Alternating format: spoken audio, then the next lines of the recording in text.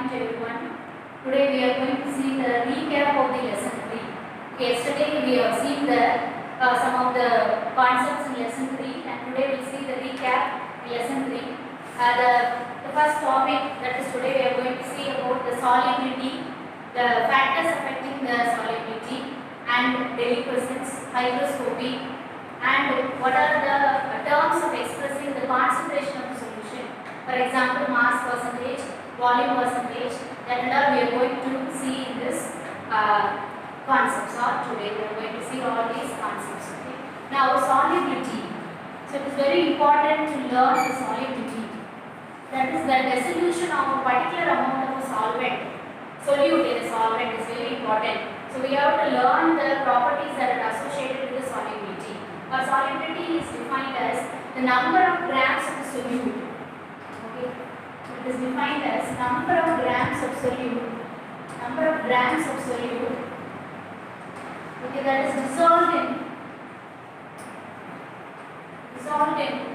particular amount of solvent. Particular amount of solvent. To form its saturated solution.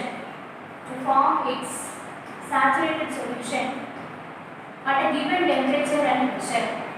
Saturated solution at a given temperature and pressure, or is nothing but how much amount of the solute that can be dissolved in the particular amount of the solvent, that is known as solubility. For example, I will give one example.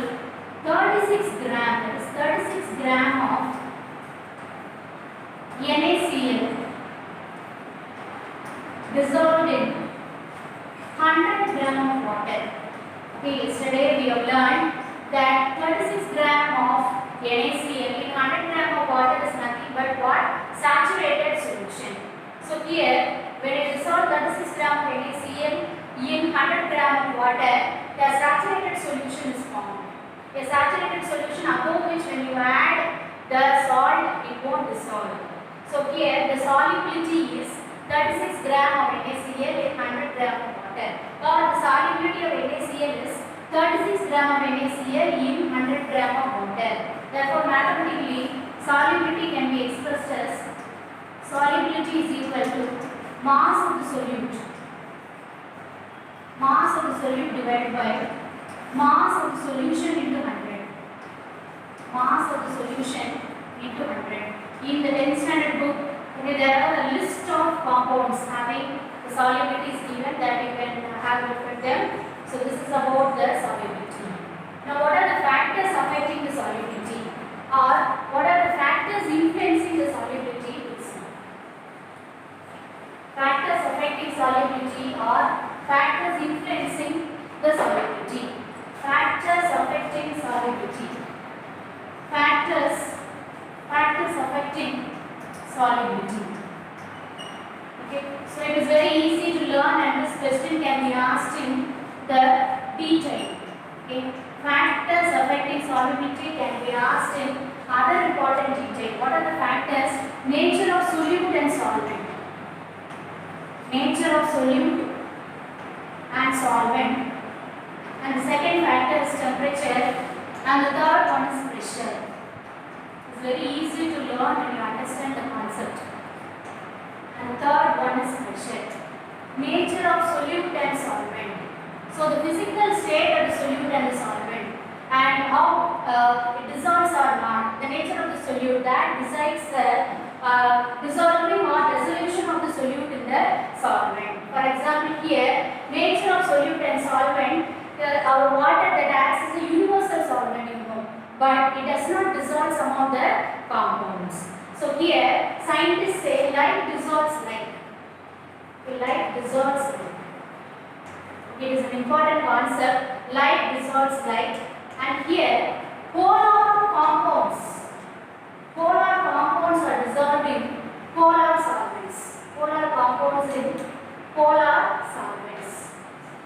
Polar, nothing but they have some charge. Polar compounds in polar solvents and non-polar compounds in non-polar solvents. Non-polar compounds in non-polar solvents. Okay, I will give an example. Non-polar compounds in non-polar solvents. Polar compounds in polar solvents. Example, you can easily give sodium chloride in water. So this can be asked in one word. Okay, sodium chloride is a polar substance and water is a polar solvent. The non-polar compounds and non-polar solvents, fat dissolved in ether. Fat dissolved in ether. Fat is a non-polar compound and ether is a non-polar solvent.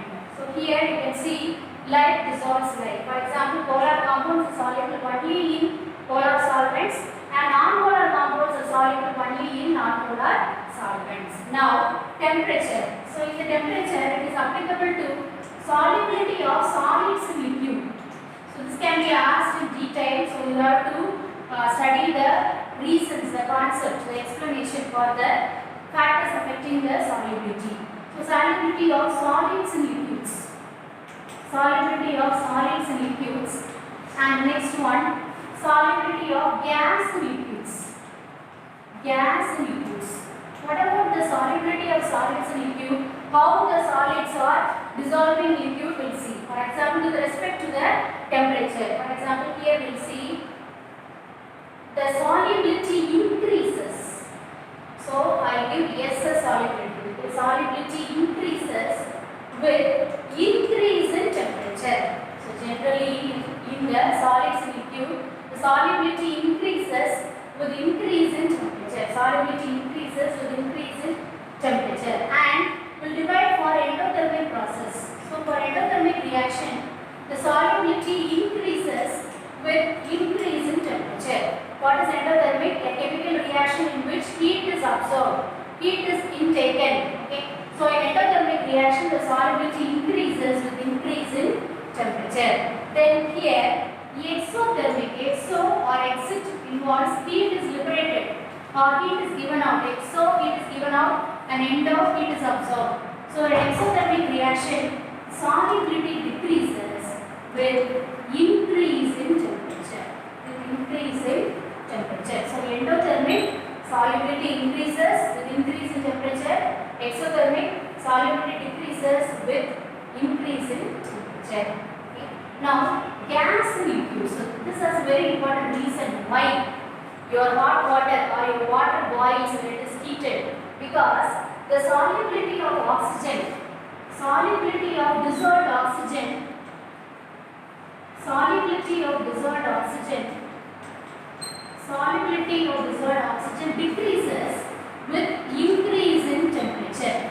So when you boil your water, the water will give oxygen as bubbles. So when you boil the water, it will give the oxygen out as bubbles. So this is the reason why the water boils with increase in temperature. And the aquatic animals live more in the colder region. More aquatic animals in colder region. Why? What is the reason? More aquatic animals in the colder region. Okay, fishes will be more in the colder region. More aquatic animal in colder region. Why? This can be asked as a reasonable question. Why? Because there will be more amount of dissolved oxygen in the colder region. Why? When temperature decreases, the solubility of the gases, that is oxygen, increases. Okay, more aquatic animal in the colder region. Why? Because when temperature decreases, there will be more solubility of the gas. Or when temperature decreases, the solubility of gases increases. So ultimately what happens? The aquatic animals will get more oxygen in the colder region than the hotter region. Okay, so this is the reason. This can be asked in reason or question. Then pressure. So this can be applicable only to solubility of gas in liquids. Solubility of gas in liquids. Here, the solubility of gas increases with increase in pressure. So I am talking about pressure, not temperature. So here, the solubility of gas increases with increase in pressure. So this can be applicable to our carbonated beverages. What are the examples for carbonated beverages? It is carbon dioxide fast beverages or carbonated drinks, sweetened carbonated water. Example, soft drinks. So carbonated water, example, soft drinks. This can be asked in one word. soft drinks and washing cleaning agents that contain aqueous ammonia, formalin and aqueous formaldehyde. Aqueous formaldehyde are example for the gases in liquid. So there the solubility of gases increases with increase in pressure. So we have learned the detail. So this can be asked in detail question answer. Nature of solute and solvent, temperature, pressure. So in this you have to note down what are the key words I have written in the board. It is very important and the examiners will look at these words. Okay, so this is one detail. The next one, concentration. Concentration of the solution. Concentration of a solution can be defined as amount of solute that can be dissolved in a given amount of solution or solvent. Concentration. So yesterday we learned about concentrated and dilute solution. Now we will see concentration. Concentration of a solution can be defined as amount of solute dissolved in given amount of solution or solvent.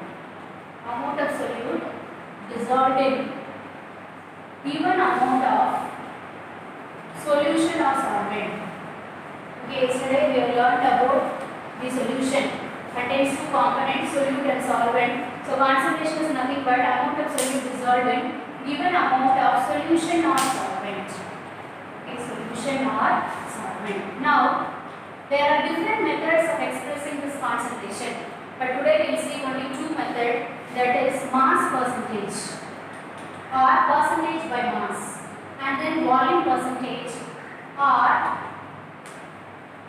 percentage by volume. Okay, now what is this mass percentage?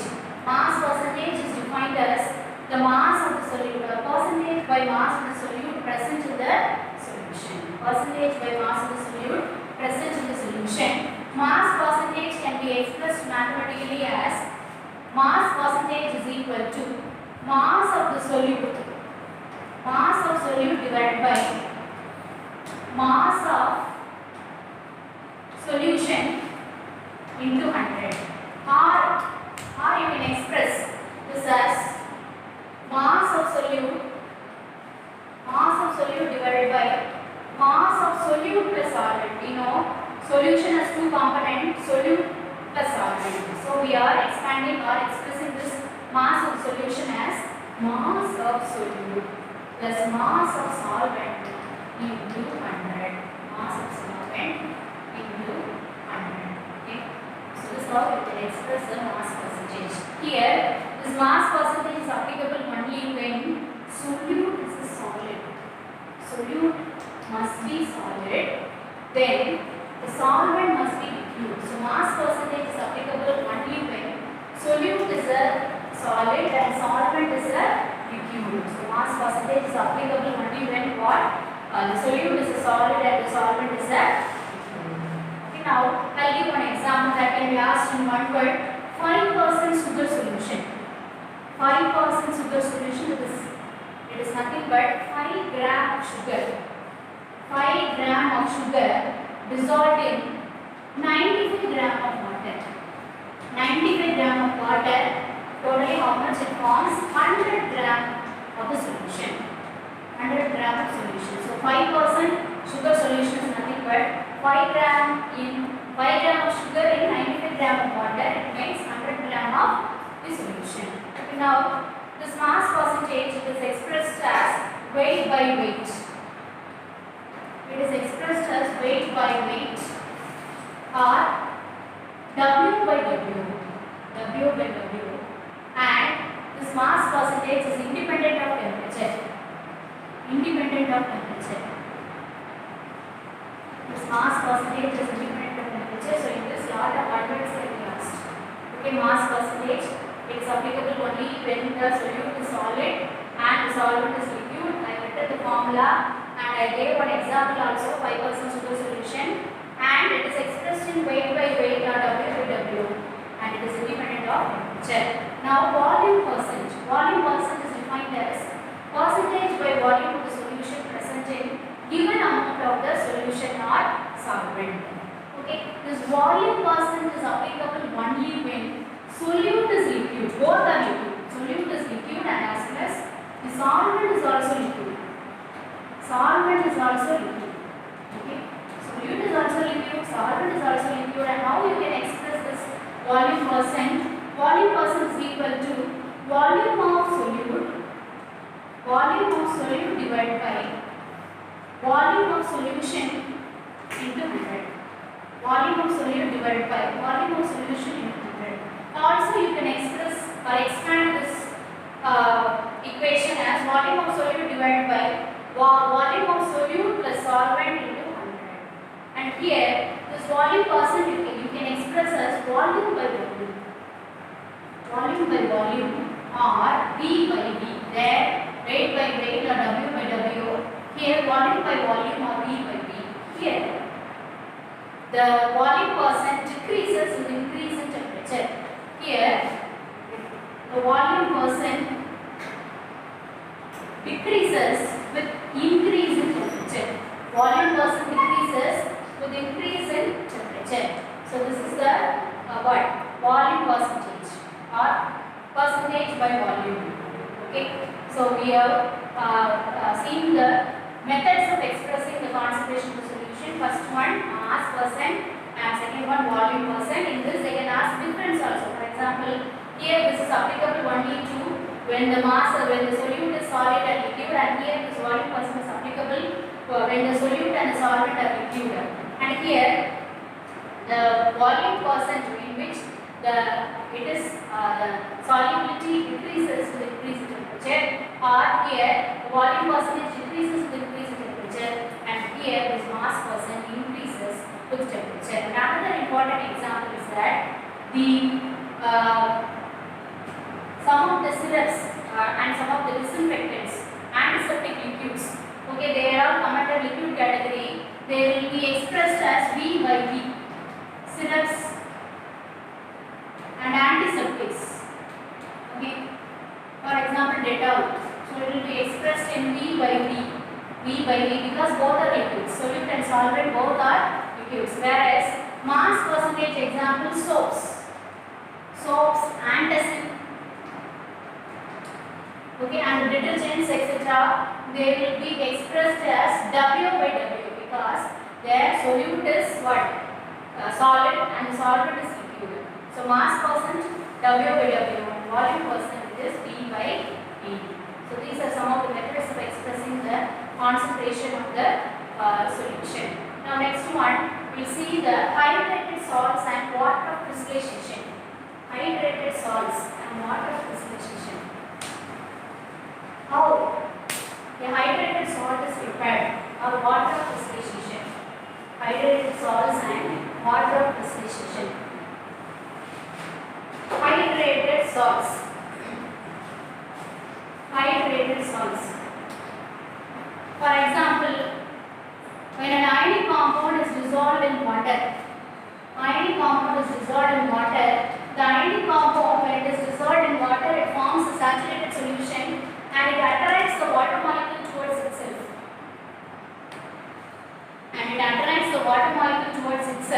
And it forms hydrated salt.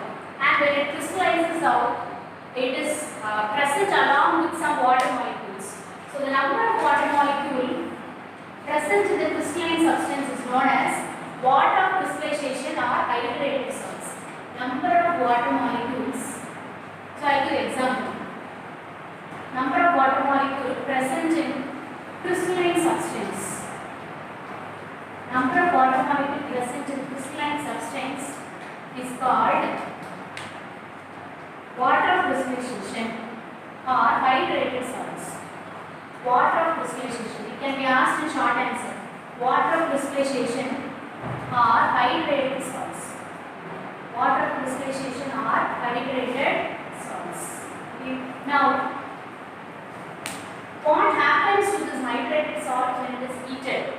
When it is heated, naturally what will happen? The water vapor will evaporate and it will lose its color. So the color is mainly due to the presence of this water vibration. I give one example. Now there are a number of hydrated salts that are present. For example, this blue vitriol. nothing but copper 2 sulfate pentahydrate. Copper 2 sulfate pentahydrate. Then green vitriol. This can be asked in one word. You have to make a note of this. This can be asked definitely in one word. Green vitriol. Iron 2 sulfate heptahydrate. Hepta 7. So heptahydrate. Then blue vitriol, green vitriol, then white vitriol. Zinc sulfate heptahydrate. Zinc sulfate heptahydrate. Okay, then Epsom salt. Epsom salt is used in plants, it is used as a fertilizer. This Epsom salt, it is nothing but magnesium sulfate heptahydrate. And then this gypsum salt, that is calcium sulfate dihydrate. Gypsum salt, it is used in making statues, okay, molds. So this gypsum salt, it is nothing but calcium sulfate dihydrate. So from this, any one word can be asked. Blue vitriol, green vitriol, white vitriol, gypsum salt and gypsum salt. Okay. So these are some of the hydrated salts. Now what happens to this blue vitriol when it is heated? So I will give you one example. It is a reversible reaction.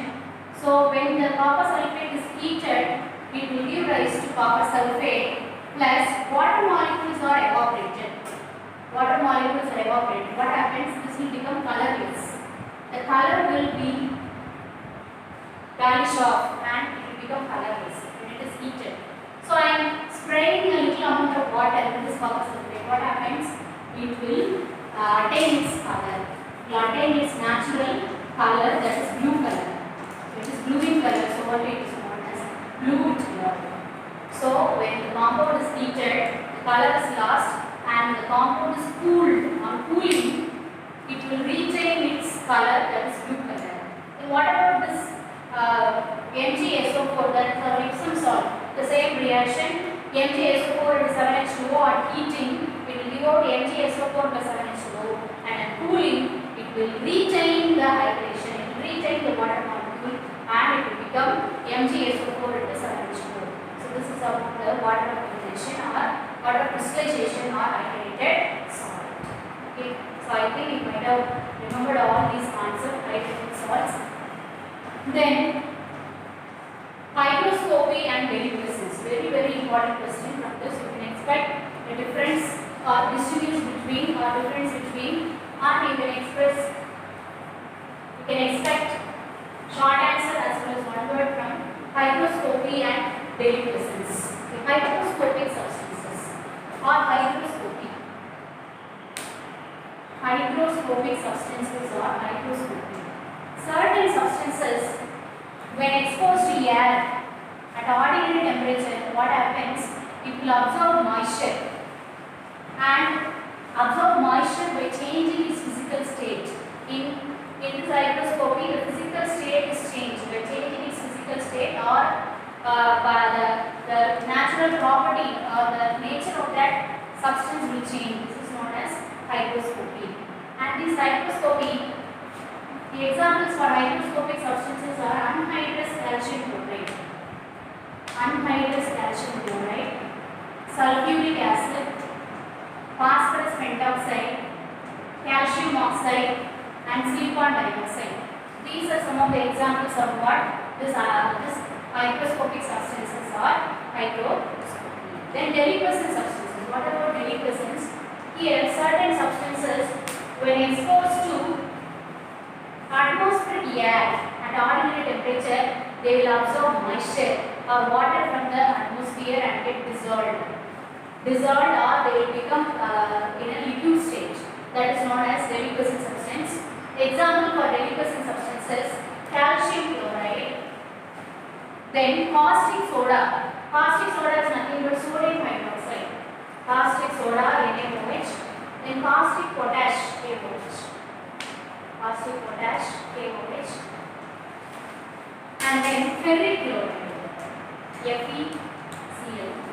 These are all examples for what deliquescent substances. Now you can give the difference between hygroscopy and deliquescent substances. That here the organic substance or the compound will absorb the moisture and it will not change its physical state. That is the first one. Here The substance will absorb moisture and it will dissolve. And here the physical state will not change. Second point, here the physical state will change. Third point is the liquescent substance are amorphous solids or liquids. And this the hygroscopic substance are nothing but they are amorphous solids and liquids, whereas this liquescent substance are what? Crystalline solids. Okay, so I think you have a vision on the lesson 3. Finally, we have completed lesson 3. You have to look after the problems very thoroughly, the sums that are given at the back of the lesson. It is very important. You have to look at the problems and you have to look at all the one word I insisted in my class. That is, I gave all the other important one word as well as the short answer, detailed question answer in each and every question. I think you might have a clear idea about the lesson 1, 2 and 3 in chemistry. I think you might have studied or learned very well. So you have completed the lesson 3, that is solution. So you have to revise each and everything, write and learn. Thank you for listening to me.